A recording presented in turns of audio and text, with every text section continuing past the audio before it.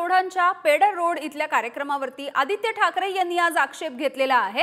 भेटीगाठीच्या कार्यक्रमावरती आदित्य ठाकरे यांनी हा आक्षेप घेतल्याचं कळतंय। त्यांनी ट्विट सुद्धा केलेलं आहे, एक्स पोस्ट लिहिली आणि निशाणा साधलाय।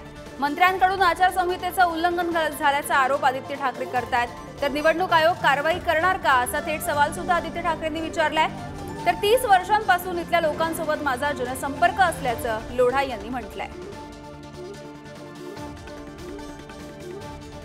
तर लोढा यांच्या कार्यक्रमावरती आदित्य ठाकरे यांनी आक्षेप घेतला आहे। काय नेमकं म्हटलंय आपण बघूया।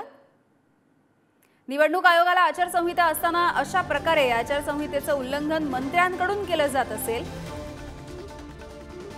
तर यावरती निवडणूक आयोग कारवाई करणार का असा सवाल आदित्य ठाकरे यांनी ट्विट करून विचारलेला आहे।